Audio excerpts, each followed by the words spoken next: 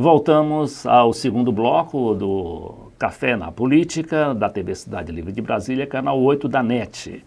Nós hoje estamos entrevistando o professor Vinícius Lima, da Universidade de Brasília, pesquisador e especialista em comunicação de massas. Vinícius Lima vai lançar esse livro novo dele aqui, é Política de Comunicação, um balanço dos governos Lula, né? E vai aproveitar a oportunidade para também relançar o livro que sai em segunda edição, Liberdade de Expressão versus Liberdade de Imprensa. É um livro interessante, né? Tem um prefácio também muito elucidativo do famoso jurista nacional Fábio Conder Comparato. Vinícius, então, a liberdade de expressão versus liberdade de imprensa. Eu vi que você castigou nesse título, né? O que é que você quer separar aqui, o que é que você quer confrontar?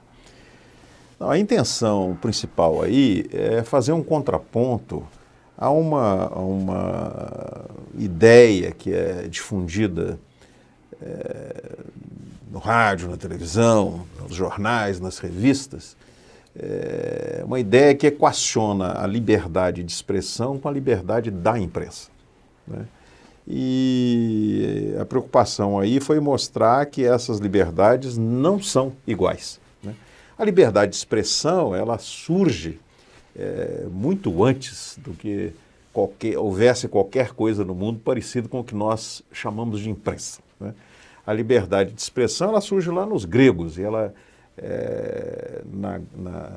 na Grécia Antiga, na democracia grega ateniense, a liberdade de expressão.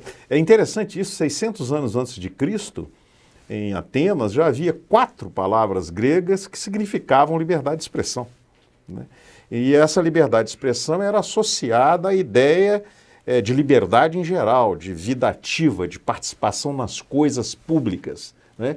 E mais do que isso, a liberdade de expressão era associada à ideia de autogoverno, né? Quer dizer, a pessoa, ao ter a vida ativa, ela participava na gestão das coisas públicas e participava na construção das normas que ela própria obedeceria para ser livre, né? É uma visão de liberdade completamente diferente da visão liberal que predomina, que é a visão da liberdade negativa, sobretudo a liberdade considerada como não interferência do Estado nas coisas do indivíduo, né?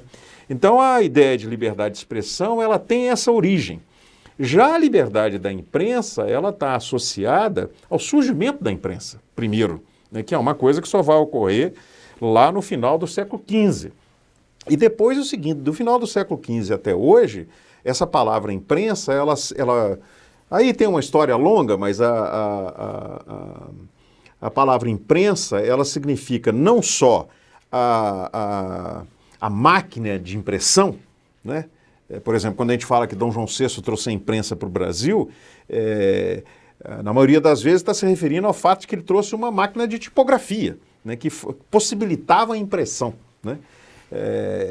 Mas também significa, até hoje no mundo contemporâneo, imprensa você significa os meios de comunicação em conjunto.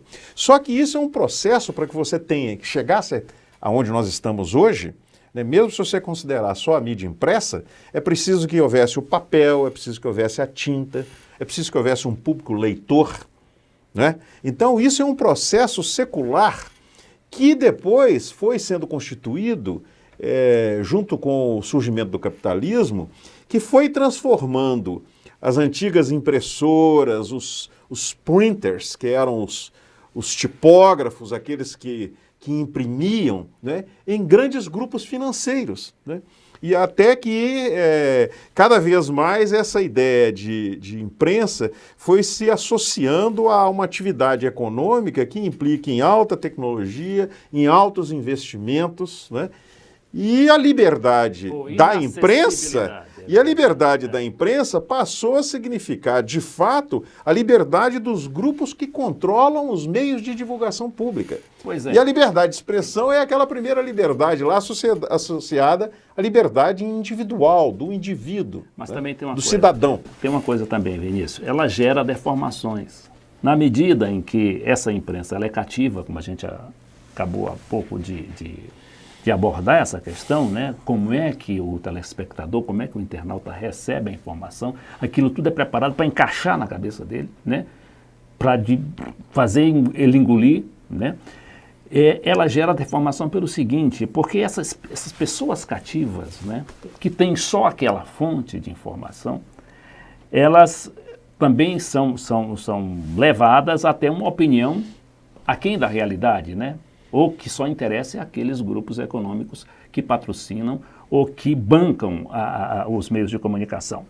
Então, tem também a tal da liberdade, a opinião pública, né? A imprensa sempre fala a opinião pública, mas a opinião pública, na verdade, é a opinião publicada por eles, né? Eu queria que você dissertasse um pouco sobre isso também, né? Porque é importante que o telespectador, que é leigo, e ele não tem por que não ser leigo no assunto, entenda o que se passa, né? Pois é, no caso da opinião pública, que não é exatamente um tema que é tratado aí no livro, mas de qualquer maneira é um tema fundamental, é interessante porque esses grupos que controlam a imprensa, no sentido da mídia, do conjunto dos meios, né, eles reivindicam para si próprios, né, não só a formação da opinião pública, como a expressão dela. Né?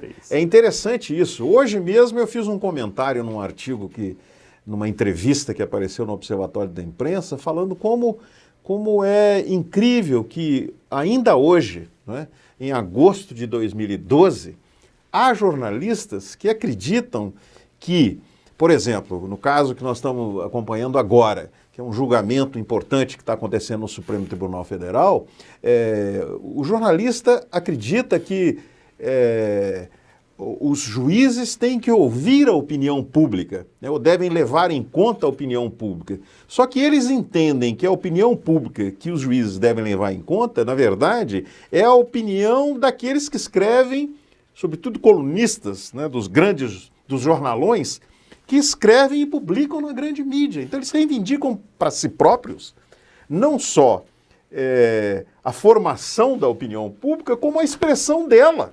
Né? E aí tem um problema interessante, porque, e não é um fato inédito na história política recente do Brasil, esses grandes jornalões, a grande mídia de um modo geral, ela reivindica para si um papel de representação da opinião do conjunto da sociedade que tira essa capacidade de representação institucionalizada nos partidos, nos deputados, nos senadores e passa para si mesmo.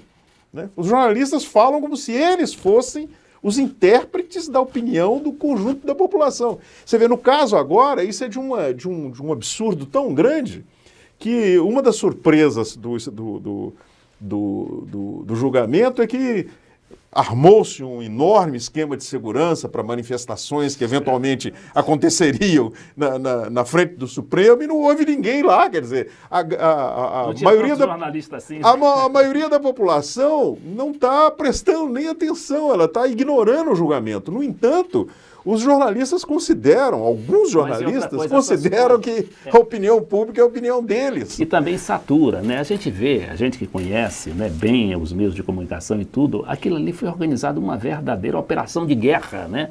Para esmagar o Lula, esmagar o PT e qualquer setor de opinião que fosse contra a mídia ou que suscitasse algum tipo de controle social da mídia. Bom, eu vim no carro outro dia, aí um apresentador muito conhecido aí estava dizendo assim, passou a palavra para uma jornalista, uma colunista lá, e disse assim, pelo amor de Deus, não venha me falar de mensalão. Entendeu? Quer dizer, eles próprios estão saturados, não aguentam mais a falar daquilo, mas são obrigados, né, pelos patrões a falar aquilo. Mas, Vinícius, eu queria aproveitar a oportunidade, antes que nosso tempo não se esgote, para a gente também tratar da questão da internet, né? Essa porta aberta aí da internet, que a gente não sabe aonde vai dar, mas que já tem produzido, né, inclusive aqui no Brasil, um certo avanço naquilo que a gente chama de liberdade de comunicação. As pessoas estão podendo, né, veicular suas opiniões, estão podendo expressar suas opiniões, e também interagir, né? Eu te pergunto, hoje, quer dizer, recentemente, a Newsweek Internacional, ela deixou de existir. É uma revista das mais importantes, talvez a terceira ou a quarta do mundo, mas deixou de existir como impressa, né? Como papel, e vai para a internet, justamente para disputar espaço, porque... E dizem também que os meios de comunicação aqui no Brasil, principalmente os jornais, Folha de São Paulo, o próprio Globo lançou uma nova edição agora, apostando na mídia impressa, mas sabendo que pode ficar para trás também, se não se atualizar em termos de internet, inclusive se abrir a opinião, né, a liberdade de expressão e de comunicação de fato. Bom, eu acho que é o seguinte, não tem nenhuma dúvida de que o surgimento da internet altera o quadro tradicional em que durante décadas a grande mídia operou, né? A característica da grande mídia você já mencionou isso antes aí, poucos falam, muitos escutam, né? Não tem interatividade. A internet quebra isso, né? E, em princípio, abre a possibilidade de que todos participem de um espaço público comum. Agora, é verdade também que isso ainda está num processo inicial, com relação à possibilidade, a simetria entre o poder desses grandes grupos que ainda têm as concessões de rádio, televisão e os jornais e as revistas, e você ou eu ou qualquer um de nós que eventualmente comece um blog na internet. Isso é um fato. Agora, um sinal interessante de que no Brasil já começa a haver um contraponto importante da opinião homogênea que a grande mídia dominante representa, é que começa a haver reação, inclusive de partidos políticos, que começam a ver opiniões divergentes das suas circularem no espaço da blogosfera, né? Que na verdade significa um reconhecimento da importância dela, a blogosfera. Recentemente o PSDB entrou com uma representação junto à Procuradoria-Geral Eleitoral, acusando especificamente 2 blogs, né, 2 portais, de 2 jornalistas, do Paulo Henrique Amorim e do Nassif, né, de serem financiados com dinheiro público e estarem fazendo propaganda eleitoral para candidatos, especificamente para o candidato à Prefeitura de São Paulo, do PT. É um reconhecimento da importância. Então, nós estamos num momento de transição. Agora, também não podemos achar que essa transição já foi feita, porque ainda não foi feita. Agora o seguinte também, do Vinícius, a internet tem muito daquilo que não tem nem a imprensa escrita, nem a televisão, nem o rádio, que é o vídeo, que é ao mesmo tempo rádio, televisão, né, e imprensa, né? Você tem as fotos e tem tudo. E hoje há uma troca de vídeos. Eu vi uma estatística extraordinária que a cada 60 minutos, que a cada minuto, são levados só para o YouTube, né, que é um site de vídeo, 60 mil vídeos a cada minuto, né, que isso ocorre. Quer dizer, isso é uma coisa extraordinária também, porque as pessoas estão se expressando muito. Mas isso não quer dizer que as pessoas vejam, né? Porque... Não, mas vê. Pois é, não é todo mundo, né? Mas você vê, por exemplo... Que uma coisa é você poder falar, outra coisa é você ser ouvido. Né? Porque o que é fundamental é que você tenha voz e seja ouvido e interfira. Sim, mas se você tem... todo mundo falando ao mesmo tempo, ninguém escuta. Esse é que é o problema da constituição do espaço público. É uma disputa. É uma disputa, né, mas que está ocorrendo. Por exemplo, eu soube outro dia que essa televisão, aí, essa novela na televisão da Avenida Brasil, por exemplo, ela está hoje com a maior audiência do Brasil, né? Só que a audiência que tinha uma novela dessa há 10 anos atrás está com 50% do que teria hoje. Certo. Entendeu? Uhum. Quer dizer, realmente, para onde é que está indo essa outra audiência? Para a internet, né? Tem também a TV paga, né? Que pega um pedaço dessa... Pois é, mas muito, muito restrito também, né? Mas chegamos ao final, infelizmente, professor Vinícius de Lima. Vamos chamar para o lançamento aí no dia 16, vou aproveitar a oportunidade. Então, vai ser dia 16 no Carpedini, que é um restaurante tradicional da cidade, na 103 Sul, aqui em Brasília. Nós falamos, nossos estúdios estão em Brasília e moramos em Brasília. Então, o livro Política de Comunicação, um balanço dos governos Lula, 2003 a 2010. Vinícius A. de Lima, que é o autor e nosso entrevistado. Ele também aproveita a oportunidade para relançar seu livro Liberdade de Expressão versus Liberdade de Imprensa.